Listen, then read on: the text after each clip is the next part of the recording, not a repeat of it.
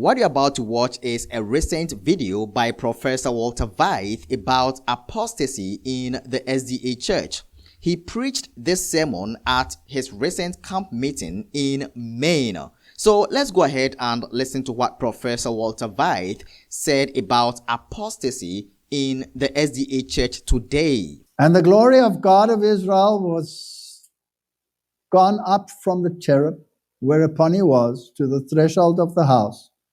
And he called to the man clothed with linen, which had the writer's inkhorn by his side. And the Lord said unto him, Go through the midst of the city, through the midst of Jerusalem, and set a mark upon the forehead of the men that sigh and that cry for all the abominations that are done outside in the world.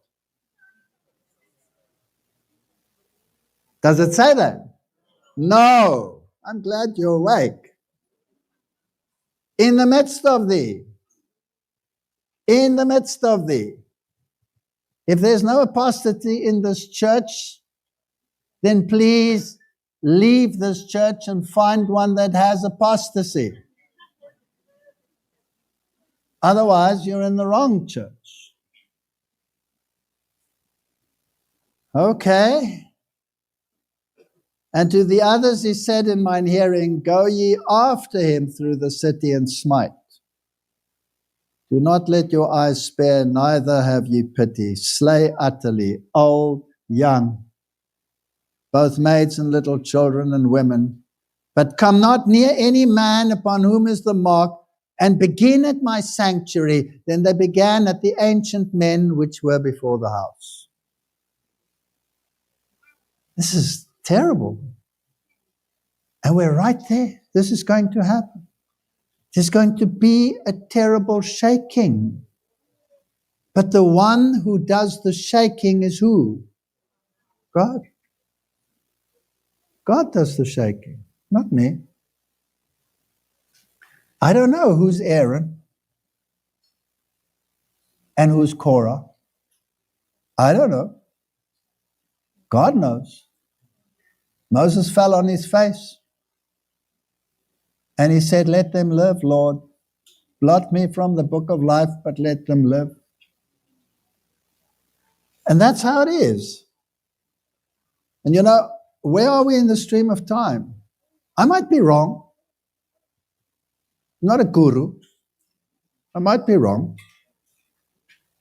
But you know, when you went to Jerusalem, there was a first and there was a second siege, wasn't there?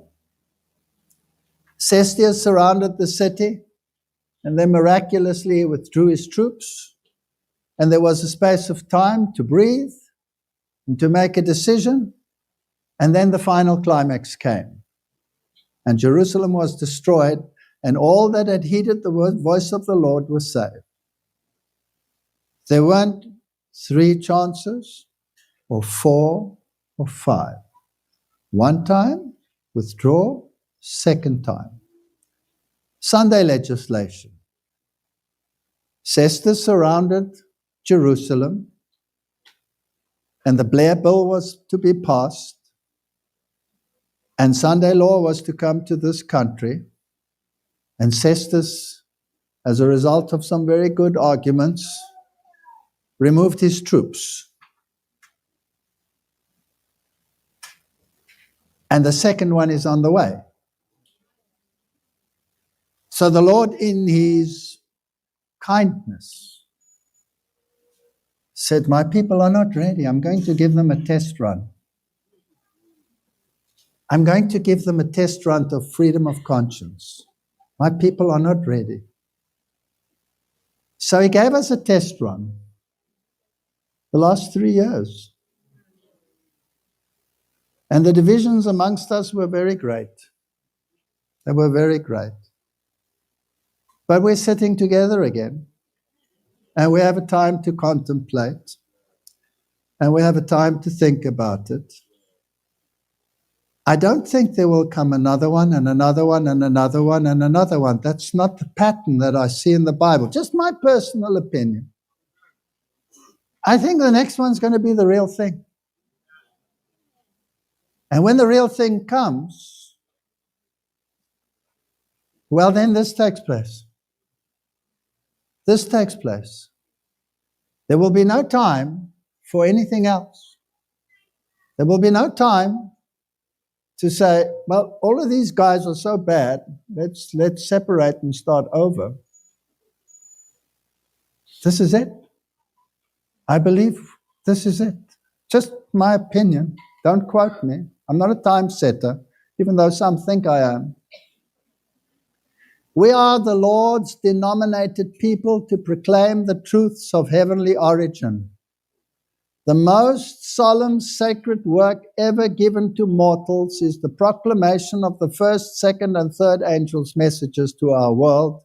In our large cities, there should be health institutes to care for the sick and to teach the grand principles of health reform.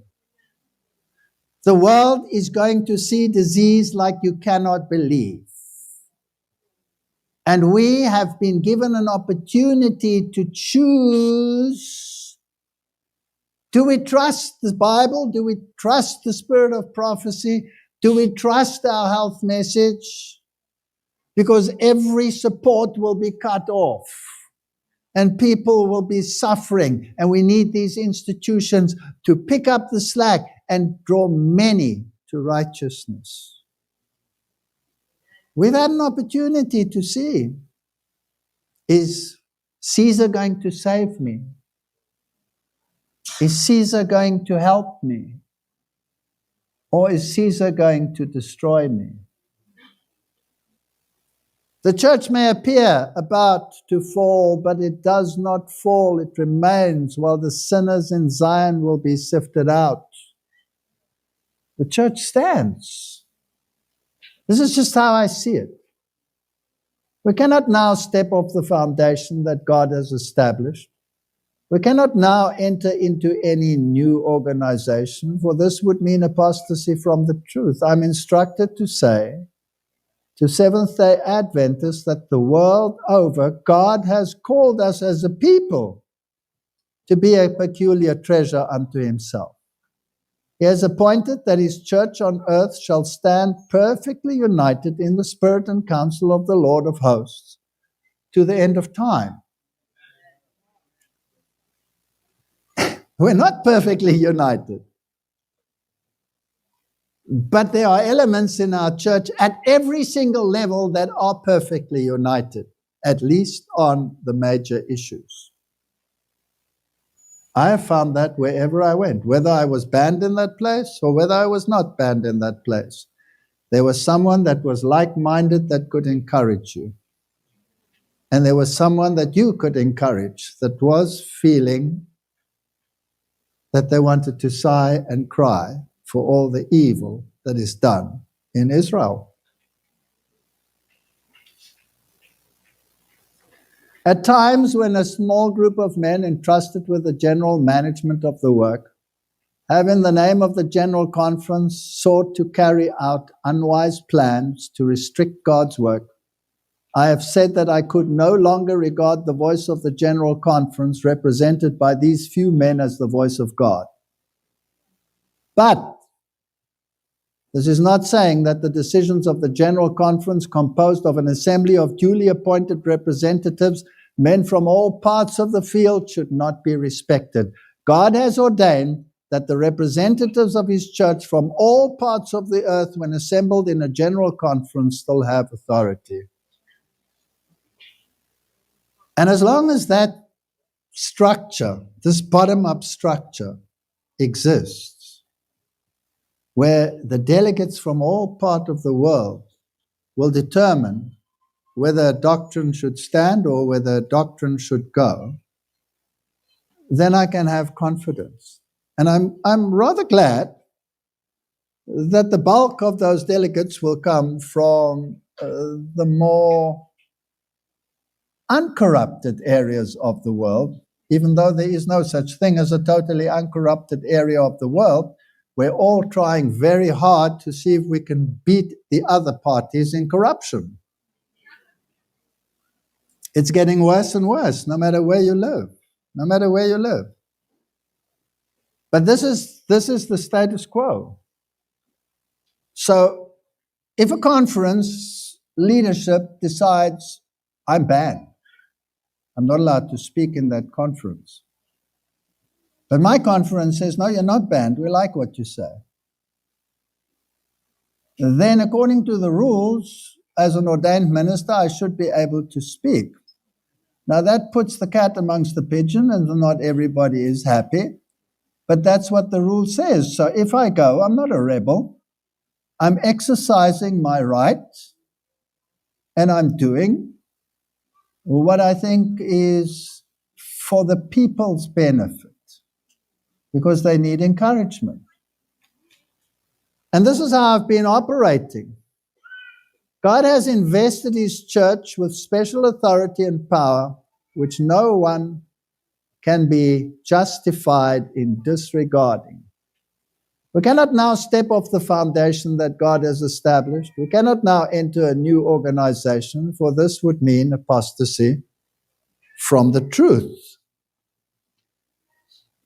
So if the Lord loves His church, and the Lord allowed Caiaphas to rule,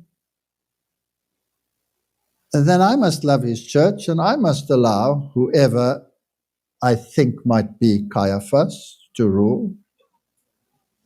But I mustn't forget that there is an Aaron, and I mustn't forget that there is a Joseph of Arimathea, and I mustn't forget that there is a Nicodemus, even if he comes to you at night and says, I really agree with you, but I can't support you publicly. This is our church. It's a crucible. It's a painful crucible. Don't withdraw from the body. That class who have withdrawn from the body, well, cut loose. Cut loose. I was speaking to young people here in the audience yesterday, and they told me that they belonged to groups that had cut loose. I said, come back. They said to me in Germany, we can't come back, it stinks. I said, it stank in the ark.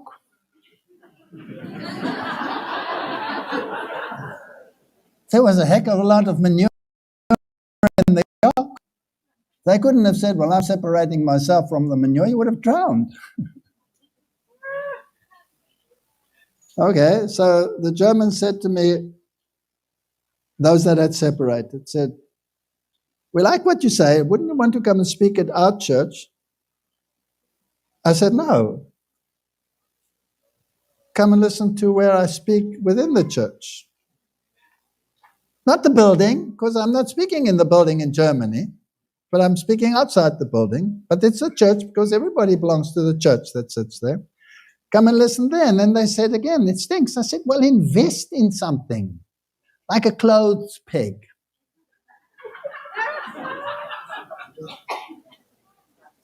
And so they would come, and I would recognize them because when they walked in, they did this to me.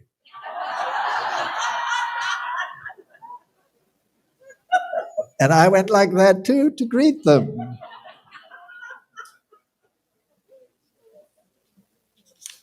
Don't be so concerned about all the winds of doctrine that are hitting our church.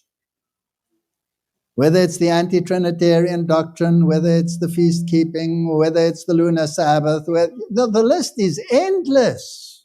So friends, Professor Walter Veith believes that there is apostasy in the SDA church today, and that is the reason why there is going to be shaking in the SDA church. Those that are not true Seventh-day Adventists that have entered the church are going to be shaken out. Those that are not holding fast onto the biblical teachings, the pure biblical teachings, are going to be shaken out from the church. And we want to answer this question. What apostasy do we see in the SDA church today? But before we go on to address that, I want to ask you, do you believe there is apostasy in the SDA church today? Let me know that in the comment section. But personally, what I see in the SDA church that is so concerning to me is the LGBT issues in the SDA church. There are some pastors who support LGBT affirmation in the SDA church. And this is apostasy because, friends, the Bible clearly shows that the practice of LGBT is abomination. It's abomination. We have read some Bible verses previously in my previous videos about what the Bible says concerning LGBT. And we have seen that the Bible is against LGBT. We also see the kind of music in the SDA church that is noisier than it used to be. Friends, it looks like some of our leaders are allowing this blend of Pentecostal and evangelical music in the SDA church. But in some time past, we were not seeing those music in the SDA church. And sometimes you would find that the people that we invite to sing in our churches speak in tongues, speak gibberish, all right on our pulpits, and it is so concerning. So there are others that I want to also share. We have pastors that are attacking Ellen G. White and the spirit of prophecy. Some don't even quote Ellen White from the pulpit. And also, friends, another area of concern is the fact that there are some pastors that are using different methods of Bible interpretation in our church, in God's church. All right? As Seventh-day Adventists, we use the historical grammatical method of Bible interpretation. But there are some pastors, especially those pastors that were trained in Catholic institutions, that were trained in evangelical institutions.